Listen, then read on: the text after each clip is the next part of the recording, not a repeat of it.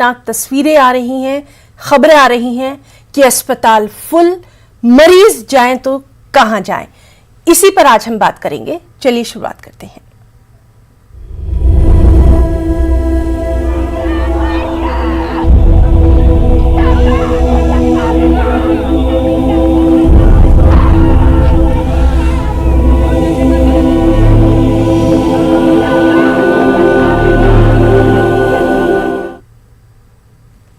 जी हां, सीजीआई ने कल कहा था कि कोविड की वजह से मुल्क में इमरजेंसी जैसे हालात पैदा हो गए हैं।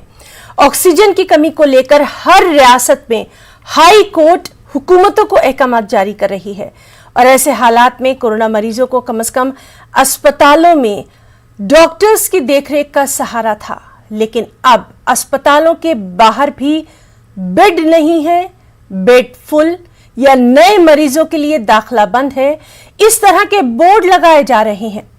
सवाल उठना लाजमी है कि ऐसे में अब कोरोना के मरीज और उनके अहले खाना करें तो क्या करें, क्योंकि कोरोना के बाद जिस तरह से आखिरी सहारा है वो मसीहा के तौर पर अस्पतालों का है या फिर डॉक्टर्स का है। लेकिन अगर इस तरह के बोर्ड लग जाएंगे तो फिर मरीज जाएं तो जाएं कहां, इसी पर आज हम बात करेंगे।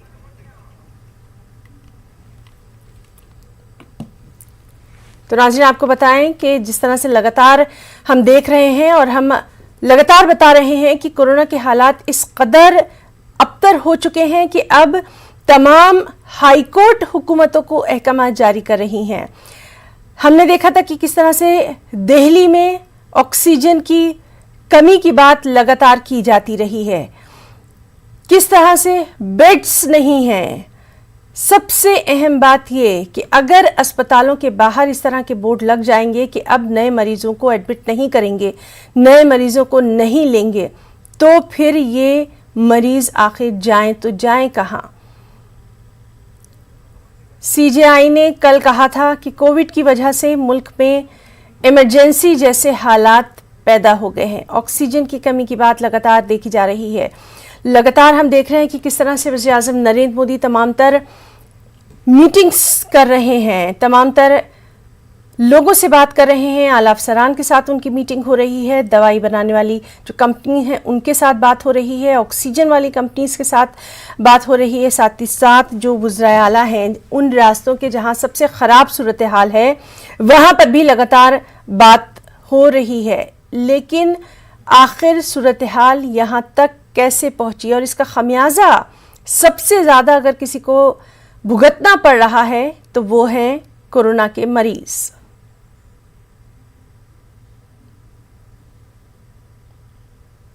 तो लगातार इसी खबर पर हम बात करेंगे। हमारे साथ हमारे कुछ साथी मौजूद रहेंगे जो कि तमाम तर हालात का जायज़ा लेंगे और सबसे अहम बात यही है कि आखिर यहाँ तक कि ये नौबत क्यों आई कि हाई कोर्ट को हुकूमतों को अहकाम जारी करने पड़े। हमने देखा कि दिल्ली में किस तरह से आधी रात तक दिल्ली हाई कोर्ट की जानिब से सख्त नोट लिया गया, उसके बाद गुजरात से भी इसी तरह की खबर आई, फिर आज महाराष्ट्र से भी यही खबर आई कि किस तरह से बॉम्बे हाई कोर्ट ने तमाम तर हालात का अज़ खुद नोट लिया है। सबसे अहम बात ये कि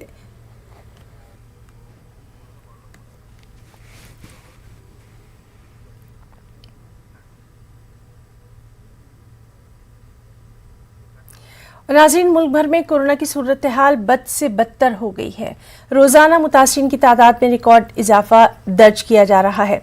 गुज़िश्ता 24 घंटों में कोरोना के रिकॉर्ड मामले देखे गए। 3,32,703 नए मामले देखे गए। 2,263 अफराद की मौत हुई। एक दिन में 1,93,279 मरीज शिफायाब भी हुए।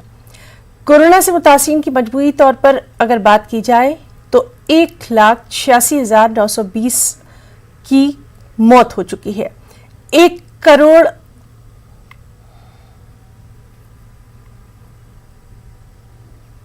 कोरोना संक्रमण के मामले पूरे देश भर में लगातार बढ़ते ही जा रहे हैं। अगर देखा जाए तो स्वास्थ्य मंत्रालय की तरफ से जो 24 घंटे का रिपोर्ट आया है उसमें बताया गया है कि 3,32,703 730 लोग संक्रमित हुए हैं 24 घंटे में। वहीं 2263 लोगों की इस बीमारी से मौत हो गई है। यह जो आंकड़े हैं बहुत ही चिंताजनक और डरावने हैं। वहीं अगर दिल्ली की बात की जाए तो दिल्ली में भी हर रोज केस बढ़ते ही जा रहे हैं। 24 घंटे के जो मामले हैं उसमें बताया गया है कि 26,000 से अधिक लोग संक्रमित हुए हैं और 306 लोगों की मौत हो गई है। अगर देखा जाए तो दूसरे राज्यों के भी हालात जो है बिगड़े हुए हैं।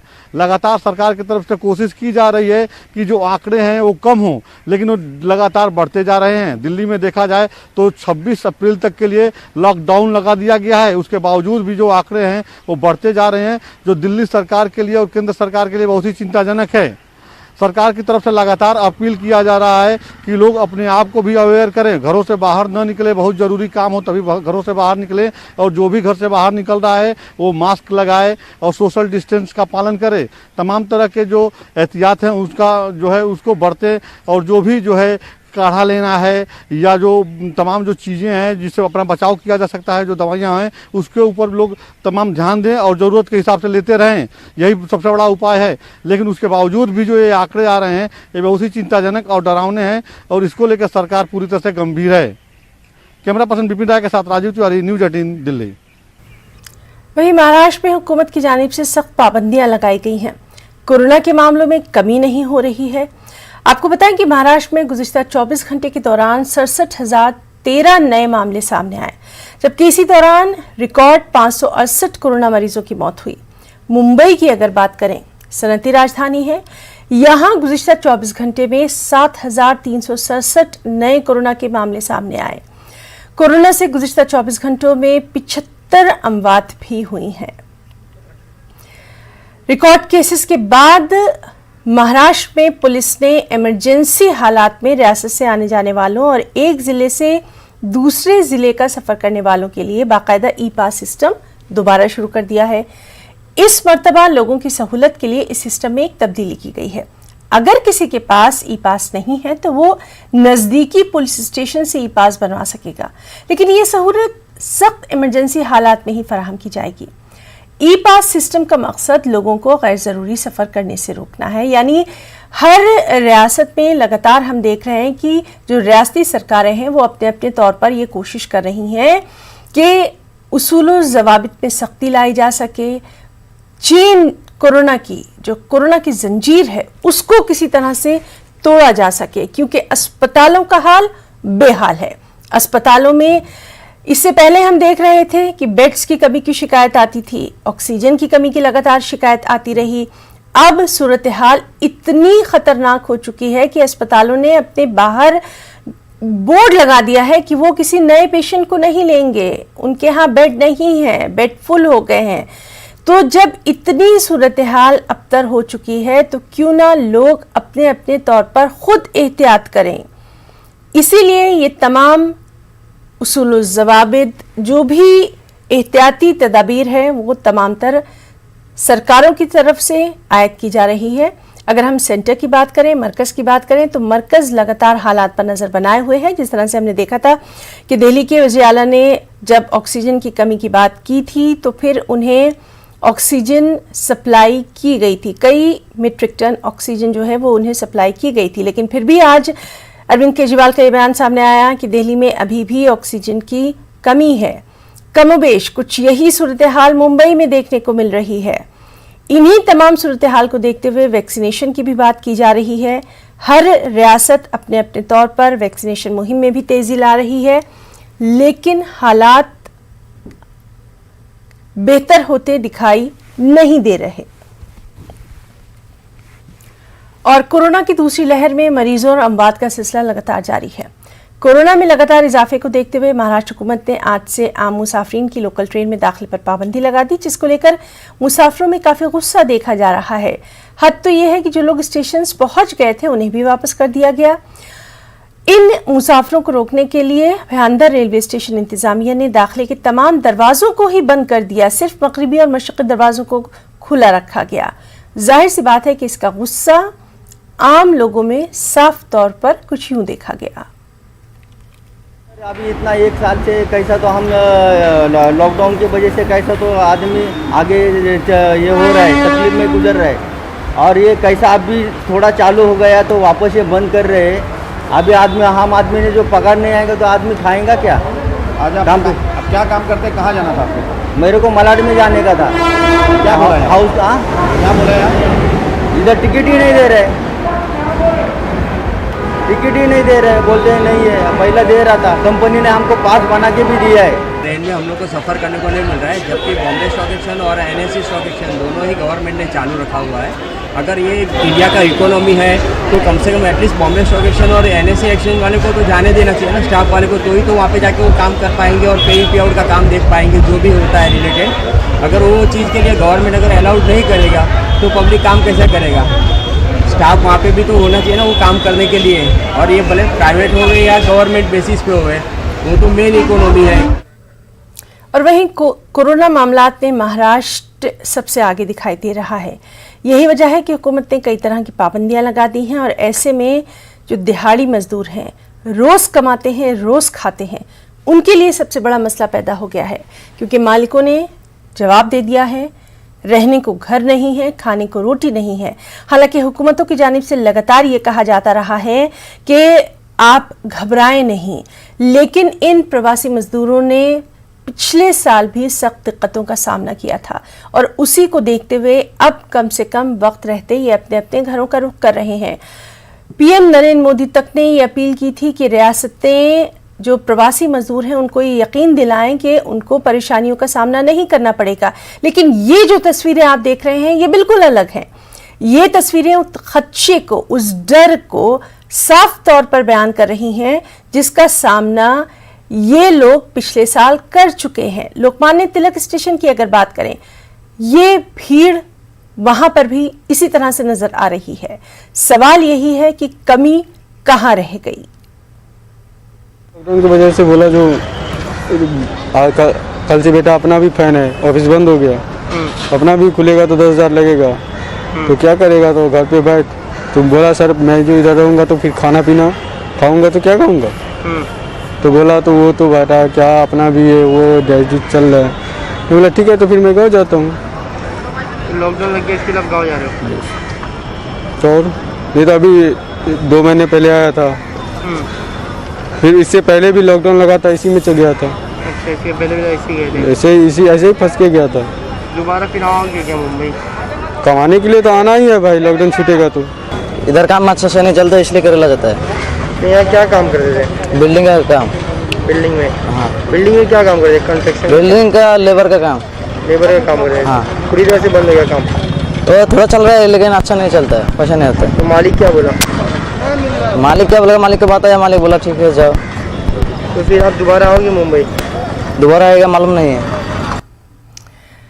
तो नाज़रीन, ये वो तमाम तर हालात हैं जो हम लगातार आपके सामने ला रहे हैं। मकसद डराना हरगिज नहीं है, सिर्फ ये बावर कराना है कि एहतियात बहरहाल लाजमी है। हर इंसान अगर एहतियात करे, इस चीज़ को समझे कि कितनी दिक्कतों का सामना करना पड़ सकता है, तो क्यों ना छोटी छोटी जो एहतियात बताई गई है कोविड से बचने के लिए, उसको अगर अपनाया जाए तो कहीं ना कहीं बहुत सारी परेशानियों से बचा जा सकता है। क्योंकि रिकवरी रेट की अगर हम बात करें तो रिकवरी रेट बेहतर होता भी दिखाई दे रहा है। तो मकसद सिर्फ और सिर्फ यही है कि एहतियात बहरहाल लाजमी है। हमारी खबर दोपहर का सिलसिला जारी रहेगा। फिलहाल एक छोटा सा ब्रेक लेना चाहेंगे। खबर दोपहर में इस वक्त हमारे साथ हमारे 2 साथी मौजूद हैं। मध्य प्रदेश यानी भोपाल से हमारे साथ मौजूद हैं मेहताब आलम और दिल्ली से हमारी साथी रंजीता झा हमारे साथ मौजूद हैं। सबसे पहले हम मेहताब आलम का रुख करना चाहेंगे। मेहताब आलम, मध्य प्रदेश में ऑक्सीजन की कमी का सिलसिला जारी है, लगातार हम देख रहे हैं, यहां तक कि मरीजों की मौत भी इस कमी की वजह से हो रही है। आपसे तमाम तर डिटेल्स जानना चाहेंगे कि आखिर ये नौबत कैसे पहुंची कि अस्पतालों को अपने बाहर गेट के ये बोर्ड लगाना पड़ा कि अस्पताल फुल है। बेहद तशवीशनाक हालत। यकीनी तौर पर है ना, तशवीशनाक सूरत हाल है। ऐसी सूरत हाल जिनका जिक्र नहीं किया जा सकता। और ये सूरत हाल सिर्फ किसी एक शहर में नहीं, कल जो है इंदौर में मना किया गया, आज राजधानी भोपाल के एम्स जैसे हॉस्पिटल में लगा दिया गया कि वहाँ पर जगह नहीं है। इसी तरह RKDF हॉस्पिटल में लगा दिया गया। और खुद वज़ीर आला शिवराज सिंह जहां से जो है हल्का असम्बली सीहोर से इंतखाब जीतते हैं, वहां पर के अस्पतालों में भी ये लगा दिया गया है कि हाउसफुल है, नए मरीजों का दाखिला नहीं हो सकता। इसी तरह से अगर हम कोरोना से ऑक्सीजन की कमी से मौत की बात करें तो शहडोल में जो मौत हुई, इससे पहले भोपाल में के पीपल्स हॉस्पिटल में, खंडवा में और फिर जबलपुर में आज 5 मौतों का मामला सामने आया है कि ऑक्सीजन की कमी नहीं, और पुलिस ने खुद एक्सेप्ट किया कि यहाँ पर ऑक्सीजन नहीं, तो इसको प्रोवाइड करने की जो है कोशिश की जा रही है। तो सवाल यह है कि बार बार ये जो मामले सामने आ रहे हैं, लोगों की मौतें हो रही हैं, ये अमवात का सिलसिला कब रुकेगा, ऑक्सीजन की फराहमी को कब यकीनी बनाया जाएगा, और फिर अस्पतालों जो है हुकूमत जो नए नए कोविड सेंटर खोल रही है, लेकिन कोविड सेंटर में डॉक्टर और पैरामेडिकल स्टाफ का बैकअप कैसे होगा, इसको लेकर आज भोपाल में जो है मीटिंग की गई और प्राइवेट नर्सिंग होम के जो डॉक्टर्स हैं उनसे मशवरा किया गया ताकि प्राइवेट जो कोविड केयर सेंटर है वहां पर बैकअप को मुहैया किया जा सके। बेड को जी मेहताब, काफी अहम जानकारी आपने दी है। अब हम रुख करेंगे हमारे साथी रंजीता का। रंजीता, दिल्ली के हालात खराब से खराबतर होते जा रहे हैं। खुद हम देख रहे हैं कि सीएम ने अभी सेना तक की मदद की बात कह डाली है। वज़ीर आज़म के साथ जो अहम मीटिंग हुई है उसमें अस्पतालों के बाहर ये बोर्ड लगा है कि वो अब जो मरीज हैं उनको ले नहीं सकते। इतनी खराब सूरत हाल, मरीज जाएं तो जाएं कहां? हिना, देखिए ताज़ा 24 घंटे की अगर बात की जाए तो दिल्ली में जो कोरोना मरीजों की संख्या है उसमें लगातार बढ़ोतरी हो रही है। 34% बढ़ोतरी की बात कही जा रही है। मरने वालों की संख्या कल 1200 थी, आज 2000 से ज्यादा है। लगातार जो अस्पताल है दिल्ली के, वो ट्विटर के जरिए और सोशल मीडिया के जरिए पहली बार हिना इस तरह की स्थिति देखने को मिली है कि अस्पताल के डायरेक्टर रो रहे हैं, कह रहे हैं हमारे पास ऑक्सीजन नहीं है, हमारा मरीज मर रहा है, हमारे लिए सरकार कोई मदद नहीं पहुंचा रही है। जो अस्पताल के ऑनर हैं वो ट्वीट करके कह रहे हैं, चाहे वो मैक्स अस्पताल हो या फिर गंगाराम जो कहा जाता है कि दिल्ली का सबसे बेहतर अस्पतालों में से है, उन अस्पतालों की ये स्थिति है कि उन्हें रात को 12 बजे ये मैसेज करना पड़ रहा है कि हमारे पास ऑक्सीजन नहीं है, मरीजों की जान जा सकती है, सरकार मदद करे। जिसके बाद आनन फानन में दोनों ही अस्पतालों में ऑक्सीजन मुहैया कराई गई। कमोवेश यही स्थिति दिल्ली के सटे हुए हर राज्य की है। ग्रीन कॉरिडोर बनाकर सभी अस्पतालों में ऑक्सीजन पहुंचाने का काम किया जा रहा है। प्रधानमंत्री की जिस बैठक की बात हिना आप कर रही हैं, उस बैठक में जिन राज्यों में कोरोना की सबसे ज्यादा संख्या है उन राज्यों के मुख्यमंत्री उस बैठक में शामिल हुए। राज्यों के नाम मैं बताना चाहूंगी: महाराष्ट्र, कर्नाटक, केरल, छत्तीसगढ़, राजस्थान, दिल्ली के उपराज्यपाल, मध्य प्रदेश और गुजरात। इन तमाम राज्यों के मुख्यमंत्री यहाँ शामिल थे। दिल्ली के उपराज्यपाल इस बैठक में शामिल है और ये कहा जा रहा है कि जिन राज्यों में कोरोना मरीजों की संख्या ज्यादा है उसको लेकर सरकार संजीदा है। लगातार जो कोरोना में इस्तेमाल होने वाली दवाइयां हैं उसके जमा जी रंजीता, लगातार हम तमाम हालात पर नजर बनाए हुए हैं। हम फौरी तौर पर रुख करना चाहेंगे हमारे साथी वसीम अंसारी का। मुंबई का हाल भी कमोबेश, खासतौर से महाराष्ट्र की, अगर हम पूरे महाराष्ट्र की बात करें तो यही है। वसीम, क्या कुछ अभी वहां पर इन तमाम चीजों को लेकर मीटिंगों में निकलकर सामने आ रहा है? देखिए, जिस तरह से महाराष्ट्र में नंबर्स बढ़ रहे हैं, महाराष्ट्र सरकार की मुश्किलें बढ़ रही हैं। आज बैठक हुई है कुछ देर पहले। इस बैठक में महाराष्ट्र की जो मौजूदा स्थिति है कोरोना को लेकर, उसकी जानकारी पीएम को दी गई है। किस तरह से उपाय योजना की जा रही है उसके बारे में जानकारी दी गई है। साथ ही किस तरह से वैक्सीन की जरूरत है या फिर ऑक्सीजन की जरूरत है, किस तरह से कमियां सामने आ रही है, इस बारे में भी बाकायदा जानकारी दी गई है। साथ ही लॉकडाउन को लेकर किस तरह से एक कठोर निर्णय लिया गया है, इस बारे में भी जानकारी दी गई है। अगर इसी तरह से नंबर्स बढ़ते रहे तो आने वाले दिनों में किस तरह से और भी कठोर नियम कानून लागू किए जा सकते हैं, इस बारे में भी जानकारी दी। मैं आपको बताना चाहूंगा कि देर रात जुमेरात की आज लग गया है लॉकडाउन। ये कड़क लॉकडाउन लगाया गया है जिसके अंदर कई तरह की पाबंदियां लगाई गई हैं। इस पाबंदी के आधार पर आप सड़कों पर नहीं घूम सकते, ट्रेनों में सफर नहीं कर सकते। वसीम, हम जानना चाह रहे हैं कि अस्पतालों की जो सूरत हाल बिगड़ती जा रही है, क्या उसके लिए कोई खास वहां पर बातचीत जारी है? इस पर भी हम आपसे लगातार बात करेंगे। हमारे साथ हैदराबाद से हमारे साथी संजय तिवारी भी मौजूद हैं। संजय तिवारी, तेलंगाना और खासतौर से हैदराबाद का भी हम आपसे हाल जानना चाहेंगे। अस्पतालों की सूरत हाल के ताल्लुक से, बेड्स के ताल्लुक से जानकारी आप हमें दें। ना दरअसल हैदराबाद और तेलंगाना में जो है आईसीयू के बेड की संख्या लगातार घटती जा रही है और ये सबसे बड़ी चिंता की वजह है, क्योंकि जो मरीज हैं वो गंभीर हालत में जब पहुंच जा रहे हैं और मतलब ऑक्सीजन लेने में जो उनको परेशानी हो रही है, सांस लेने में परेशानी हो रही है, उसकी वजह से मरीजों को आईसीयू में भर्ती करना पड़ रहा है और आईसीयू में बेड की संख्या की क्राइसिस है। हालांकि जो नॉन ऑक्सीजन बेड है वो पर्याप्त मात्रा में, ऐसा सरकार का दावा है, लेकिन ग्राउंड रियलिटी ये है कि जो रेमडेसिविर है वो नहीं मिल रही है, ऑक्सीजन की भारी किल्लत है और इसी वजह से अभी से कुछ देर पहले हैदराबाद से 9 टैंकर उड़ीसा के लिए रवाना किए गए हैं एयरफोर्स की मदद से। C-170 ग्लोब मास्टर जो एक विशालकाय वो हवाई जहाज है, उसके अंदर जो है ये टैंकर रख के यहाँ से हैदराबाद से वहाँ उड़ीसा भेजे गए हैं और वहाँ टाटा स्टील प्लांट से जो लिक्विड मेडिकल ऑक्सीजन है उसको लेके ये टैंकर वापस हैदराबाद आएंगे। 26 तारीख को इनको वापस ये हैदराबाद पहुंचेंगे, एयरलिफ्ट करके इनको लेके जाया जा रहा है वहां से लिक्विड ऑक्सीजन, ताकि जल्दी से जल्दी लाई जा सके। तो ये जो है ये अपने तरह का अनूठा प्रयास है। इससे पहले कल विशाखापट्टनम से एक ऑक्सीजन एक्सप्रेस रवाना हुई मुंबई के लिए 7 टैंकर लेके, करीबन 100 टन से ज्यादा ऑक्सीजन, लिक्विड ऑक्सीजन लेकर यहाँ से विशाखापट्टनम से मुंबई के लिए रवाना हुई है और उसके लिए स्पेशल ग्रीन कॉरिडोर बनाया गया। तो राष्ट्रीय स्तर पर और राज्य स्तर पर जो है वो सरकार की तरफ से कोशिशें की जा रही हैं कि ताकि ये ऑक्सीजन की आपूर्ति को सुनिश्चित किया जा सके, लेकिन समस्याएं जिस तरह से बढ़ रही हैं, मरीजों की संख्या जितनी तेजी से बढ़ रही है उसके लिए जी संजय लगातार आपसे भी हम तमाम तर जानकारी लेते रहेंगे। रंजीता, फौरी तौर पर हम दिल्ली में जो अस्पतालों में आज सुबह क्या कुछ सूरत हाल बेहतर हुई है, ऑक्सीजन क्या वो पहुंचा है या फिर बेड्स के ताल्लुक से आज की सूरत हाल? हिना देखिए, आज के अपडेट की अगर बात करें तो हर अस्पताल में बेड्स को लेकर जो अस्पताल के ऑनर है, डायरेक्टर है या डॉक्टर है, उन्होंने हाथ खड़े कर दिए हैं। उनका ये कहना है कि उनके पास अब अस्पतालों में बेड्स नहीं है, बेड है तो ऑक्सीजन नहीं है और वेंटिलेटर की समस्या है, जिस वजह से नए मरीजों को जो है वो नहीं लिया जा रहा है। ये कहा जा रहा है हर अस्पताल की तरफ से कि जब कोरोना मरीज ठीक हो जाएंगे तो उनकी जगह पर जो बेड खाली होगा वो मुहैया कराया जाएगा।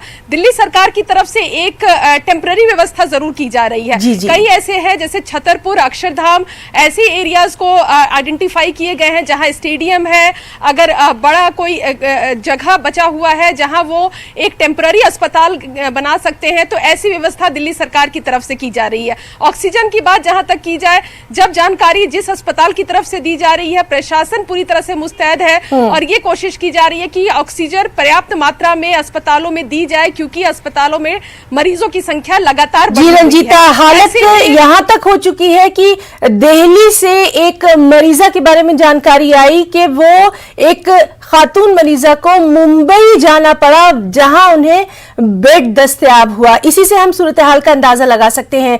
मेहताब आलम, अस्पतालों में मरीज मर रहे हैं, उनके रिश्तेदार परेशान हैं, ये हाल तक हम देख रहे हैं कि अस्पताल का अमला गायब हो जा रहा है।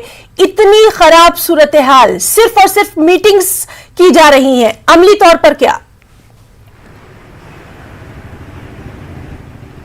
देखिए, जमीनी हकायक कुछ और है और जो हुकूमत की तरफ से कहा जा रहा है वो कुछ और है। इसकी वजह यह है कि जो मरीजों की तादाद जिस तेजी से बढ़ रही है, हुकूमत की फैसिलिटी से तेजी से उसमें इजाफा नहीं हो रहा है। और फिर इसके लिए जो है, अगर आज हालात इसलिए इतने खराब हुए हैं तो इसके लिए मुल्क की सियासत और अवाम की सोच दोनों जिम्मेदार है, क्योंकि हम मंदिर मस्जिद की सियासत के पास घूमते रहे। हमने कभी मेडिकल के लिए, मेडिकल ट्रीटमेंट के लिए, हमने तिब्बी सहूलियात के लिए कभी डिमांड ही नहीं की और कभी सोचा ही नहीं कि मुल्क में ऐसे भी हालात पैदा हो सकते हैं। और आज हालात ऐसे पैदा हुए तो मंदिर मस्जिद तो बंद है, लेकिन अस्पतालों में जगह नहीं है। भोपाल की बात करें, इंदौर की बात करें, दूसरे शहरों की बात करें, तो अस्पतालों में लिख कर लगा दिया गया कि नए मरीजों को दाखिला नहीं मिलेगा, क्योंकि उनके पास बेड तो है लेकिन ऑक्सीजन नहीं। अगर ऑक्सीजन नहीं है तो ट्रीटमेंट कैसे किया जाएगा? तो हुकूमत को जो है अपनी फैसिलिटीज को और तेज करने की जरूरत है। और यहाँ पे एक चीज और है जी यहाँ पर कुछ ऐसे दलाल भी पकड़े गए इंदौर और भोपाल में, जो बड़े अस्पतालों में लोगों को बेड दिलवाने के नाम पर सौदा कर रहे हैं। यहाँ पर धंधा भी लोगों का जारी है। तो यहाँ पर हुकूमत को जहाँ पर ऑक्सीजन की सप्लाई को जो है बनाने के लिए भोपाल में थोड़ी देर पहले भोपाल कलेक्टर ने एक कमेटी बनाई है ताकि उसकी मॉनिटरिंग करे कि कितनी डिमांड और सप्लाई कितनी हो रही है, उसका ऑडिट किया जा सके और वो लोग जो कालाबाजारी कर रहे हैं उन पर भी सर्जनिश की जाए। वज़ीर आला शिवराज सिंह ने उनके खिलाफ एनएसए के तहत कार्रवाई करने का जहां हुक्म दिया है, वहीं पर जमीनी सतह पर और भी हालात को बेहतर बनाने जी मेहताब, तो बहरहाल लगातार कोशिशें तो की जा रही हैं। सबसे खराब जो इस वक्त सूरत हाल है वो उन मरीजों के अहले खाना की है जो कि किसी भी हालत में हर कीमत पर अपनों की जान बचाना चाहते हैं।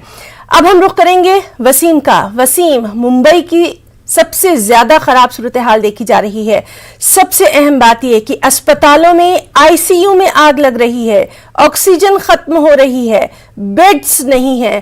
कब तक सिर्फ मीटिंग्स पर मीटिंग होती रहेंगी? जी, आपने सही कहा। जिस तरह से लगातार जो मामले सामने आ रहे हैं, इसे लेकर एक बहुत ही बड़ी मुश्किल महाराष्ट्र की जनता के सामने खड़ी हो चुकी है, क्योंकि नंबर्स कम होने का नाम नहीं ले रहे हैं और साथ ही जो बेड्स है उसकी कमियां साफ तौर पे दिखाई दे रही है, ऑक्सीजन की कमियां साफ तौर पे दिखाई दे रही है। रोजाना 1200 मैट्रिक टन ऑक्सीजन की जरूरत होती है, लेकिन ये भी जो कम नजर आ रहे हैं, लगभग 900 के करीब उन्हें मिल पा रहा है। तो ऐसे में ऑक्सीजन कम है, वेंटिलेटर्स कम है, बेड्स बढ़ाने की बात की जा रही है। अगर मुंबई की बात करें तो और 404 बड़े जंबो हॉस्पिटल खोलने की बात की जा रही है। लेकिन ये हॉस्पिटल खोलने से पहले क्या सुरक्षा व्यवस्था कितने मायने रहती है, ये देखने वाली बात होगी, क्योंकि हमने देखा है इससे पहले भंडारा में एक आग लगी थी, उस दौरान 10 छोटे बच्चों की मृत्यु हो गई थी। और इसके बाद सेम भांडुप में इसी तरह के नजारे सामने आते हैं। एक मॉल में आग लगी तो वहाँ एक अस्पताल था, वहाँ कई लोगों की मौत हो गई। नासिक में ऑक्सीजन लीकेज होता है और वहाँ पे 22-24 लोगों की मौत हो जाती है। और आज जिस तरह से मुंबई के वसई इलाके में एक अस्पताल में आग लगती है और उस दौरान 13 लोगों की मौत हो जाती है, ये अपने आप में एक बहुत ही दुखद घटना है। और इस दौरान हेल्थ मिनिस्टर का ये कहना कि ये जो खबर है ये नेशनल खबर नहीं है, इस तरह के वक्तव्य सामने आते हैं, तो ये अपने आप में एक बहुत शर्मिंदगी वाली बात नजर आ रही है। इसे लेकर विपक्ष भी आक्रामक नजर आ रहा है। इंतजाम करने का दावा जरूर किया जा रहा है, जमीनी दिक्कतें हैं वो साफ तौर पे मुंबई नहीं, सिर्फ नागपुर, पूना, सतारा, कोल्हापुर, अमरावती, इन सब इलाकों में इसी तरह के नज़ारे साफ तौर पे देखने मिल रहे हैं। लोगों में पाबंदियां लाई तो जरूर जा रही है, लेकिन ये जो नंबर्स है वो बढ़ते जा रहे हैं और यही वजह है कि साफ तौर पे इसका असर अस्पतालों की बेड और वेंटिलेटर और ऑक्सीजन पे संजय तिवारी, आपका रुख करना चाहेंगे। अगर खासतौर से हम हैदराबाद की बात करें तो यहाँ पर कुछ खास कोविड अस्पताल जो हैं वो बनाए गए थे। उन अस्पतालों से भी अब यही लगातार खबरें आ रही हैं कि बेड्स नहीं हैं, जबकि दूसरी जानिब अगर वैक्सीनेशन को लेकर बात की जाए तो वैक्सीनेशन के लिए भी खास मुहिम शुरू की गई थी। लेकिन इस सब के बीच में ये कोरोना का कहर अब धीरे धीरे तेलंगाना, हैदराबाद को भी अपने लपेटे में लेता दिखाई दे रहा है। ना बिल्कुल, यहाँ तेलंगाना में एक्चुअली जो एथलेटिक्स का एक बड़ा स्टेडियम है गच्चीबोली इलाके में, उस स्टेडियम के पास खिलाड़ियों के रुकने के लिए जो स्पोर्ट्स कॉम्प्लेक्स बना था उसको पूरा हॉस्पिटल में कन्वर्ट कर दिया गया और उसका नाम रखा गया Telangana institute of medical science. वो 12 मंजिल की बहुमंजिला इमारत है और उसके सभी फ्लोर को कोविड हॉस्पिटल में कन्वर्ट किया गया है। उसके 8 फ्लोर में अभी पूरा पेशेंट से ऑक्यूपाइड है, लेकिन 4 फ्लोर में अभी जगह खाली है, यानी बेड की संख्या अभी बेड वहां पर मुकम्मल है। लेकिन अभी जो वहां के जो एडमिनिस्ट्रेशन है उनसे हमारी बातचीत हुई थी, उनका कहना है कि बेड से ज्यादा समस्या डॉक्टर्स और पैरामेडिकल स्टाफ की भी है, क्योंकि वो जो बेड उपलब्ध है उनको देखभाल करने के लिए उनके पास पर्याप्त डॉक्टर नहीं है, पैरामेडिकल स्टाफ नहीं है। ऐसे में अगर वो मरीजों को एडमिट करते हैं तो उसमें मरीजों की देखभाल कैसे होगी, ये एक बड़े सवाल है। और उनका कहना है कि रिक्रूटमेंट जो है वो बहुत तेजी से किए जाने की जरूरत है, जो अभी रुका हुआ है। तो ये सारी समस्याएं भी हॉस्पिटल्स में आ रही हैं। जो नए जगह फॉर्म किए जा रहे हैं, नए सेंटर्स बनाए जा रहे हैं कोविड के लिए, वहां पर प्रॉपर स्टाफ नहीं होने से मरीजों को वो सुविधा नहीं मिल पा रही है। बहुत अहम बात आपने इस वक्त बताई है कि जहां तमाम तर चीजों की कमी की बात की जा रही है, वहां पर पैरामेडिकल स्टाफ की भी बात जरूर आनी चाहिए, क्योंकि बिलाखिर मसीहा इन्हीं को एक मरीज समझता है सबसे मुश्किल वक्त में। रंजीता, लगातार हम दिल्ली की अगर बात करें तो कुछ दिन पहले तक हम देख रहे थे कि सीएम खुद कहते थे कि यहां सब कुछ ठीक है, यहां बेड्स भी हैं, यहां किसी चीज की कमी नहीं है। अब अचानक रातों रात हम देख रहे हैं कि किस कदर कमियां नजर आ रही हैं। चाहे ऑक्सीजन की कमी की बात कर लें, बेड्स की कमी की बात कर लें, तो हम सिर्फ ये यहां पर तज्जिया कर रहे हैं कि आखिर बात इतनी बिगड़ी कैसे। वक्त रहते क्या इस चीज को नहीं भापा गया था? वक्त रहते क्या इस बात का बिल्कुल अंदाजा नहीं था कि कोरोना के हालात कितने बिगड़ सकते हैं? क्यों मरीजों की जान से खेला गया? हिना देखिए, दिल्ली की बदकिस्मती कहिए या साजिशें, जो राजनीतिक साजिशें होती है दिल्ली की, उसकी बात की जाए, पूर्ण रूप से राज्य नहीं है। इस वजह से केजरीवाल सरकार जो है वो केंद्र सरकार पर ठीकरा फोड़ती है और केंद्र सरकार ये कहती नजर आती है कि दिल्ली सरकार कोऑर्डिनेट नहीं कर रही है। इसकी भेंट जो है वो आम जनता चढ़ रही है। लगातार दिल्ली में कोरोना मरीजों की संख्या बढ़ रही है। अस्पताल जो है वो अपनी तरफ से बोर्ड्स लगा चुके हैं, सोशल मीडिया पर मैसेज दे रहे हैं कि हमारे पास अब बेड अवेलेबल नहीं है, सरकार मदद करे, टेम्पररी व्यवस्था की जाए। हालांकि अब जब स्थिति इतनी खराब हो चुकी है दिल्ली में कि लगातार मरने वालों की संख्या बढ़ रही है, ये चिंता की बात है हिना कि संक्रमित लोगों में रिकवरी रेट जो है वो कम हुआ है और मरने वालों की संख्या जो है वो लगातार बढ़ती जा रही है। ऑक्सीजन को लेकर जिस तरह से धड़ल्ले से दिल्ली में कालाबाजारी हो रही है, उस पर अब जाकर सरकार की नींद खुली है। सरकार अब अलग अलग इलाकों में छापेमारी कर रही है और जहां भी ऑक्सीजन जो है वो इलीगल तरीके से लोगों को दिया जा रहा है, अस्पतालों को ना देकर प्राइवेट में दिया जा रहा है, उन चीजों पर शिकंजा लगा रही है सरकार। तो ये तमाम वो चीजें हैं जो कहते हैं डैमेज हो गया तो अब कंट्रोल करने की कोशिश की जा रही है। लेकिन अब कंट्रोल करना थोड़ा मुश्किल हो रहा है सरकारों के लिए, क्योंकि संख्या लगातार मरीजों की बढ़ रही है और जो व्यवस्था है वो नाकाफी है। रंजीता, इस सब के बीच में हम एक बेहतर तस्वीर भी अपने नाज़रीन के सामने पेश करना चाहेंगे कि यही मुश्किल वक्त है जब बहुत सारे लोग निकलकर सामने आए हैं जो अपने अपने तरीके से मदद कर रहे हैं। यही मुश्किल वक्त है जिसने ये साबित किया कि हिंदुस्तान आज भी एक है।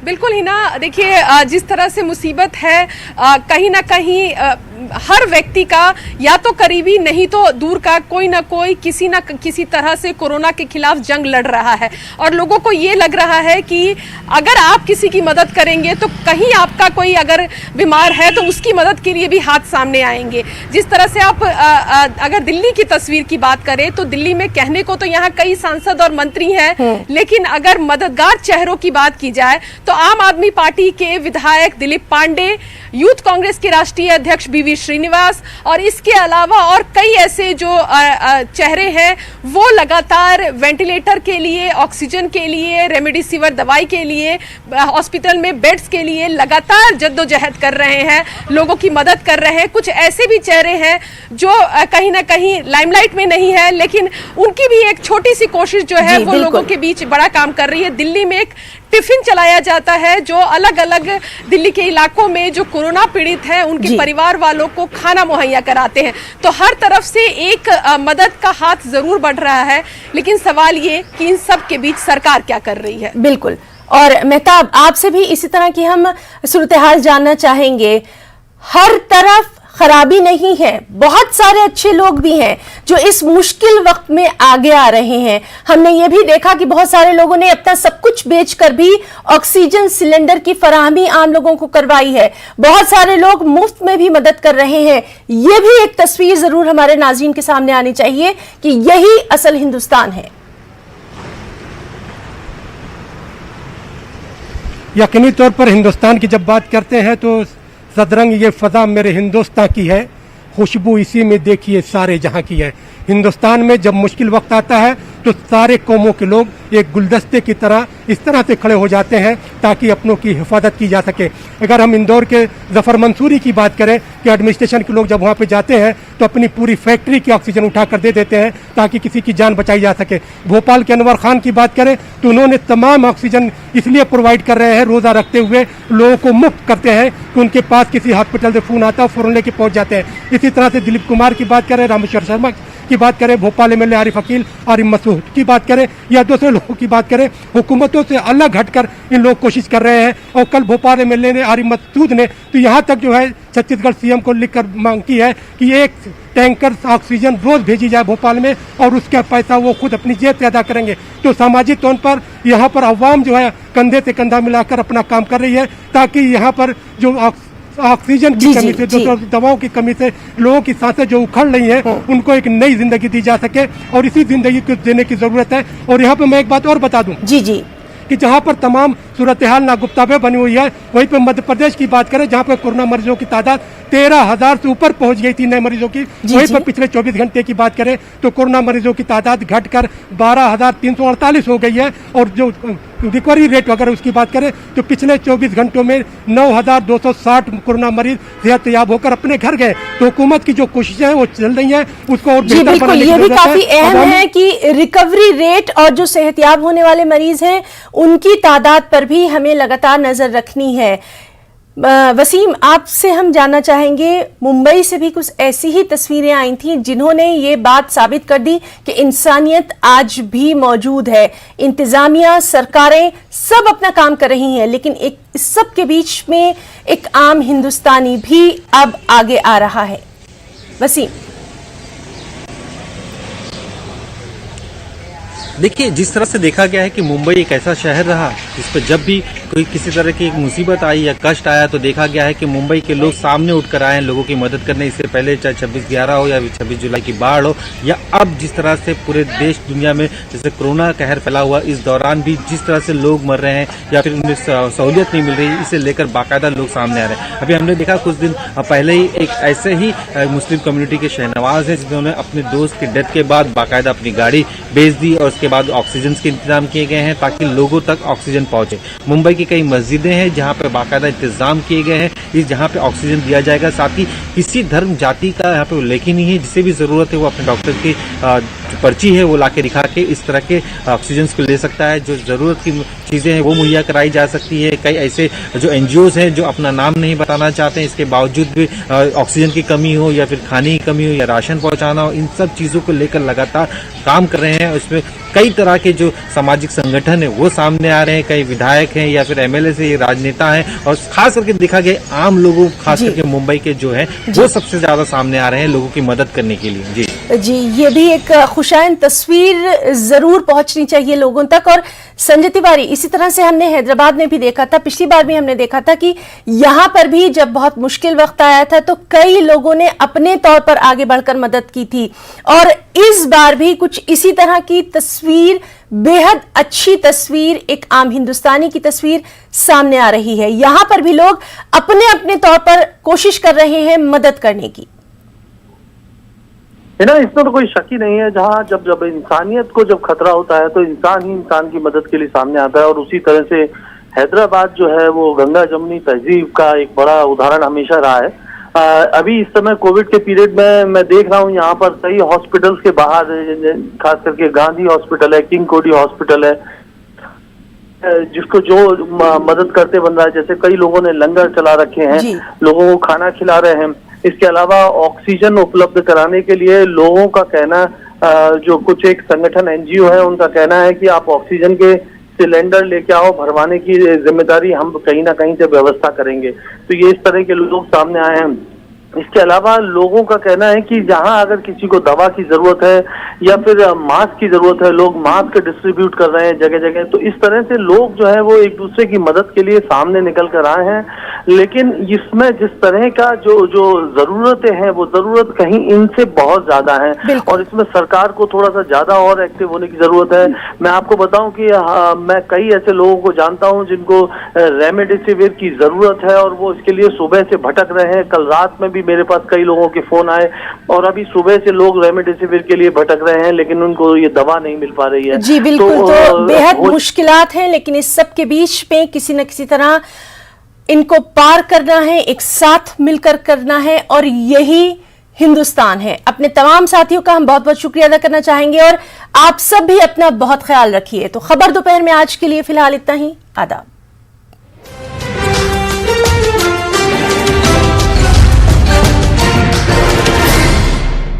कहते एक से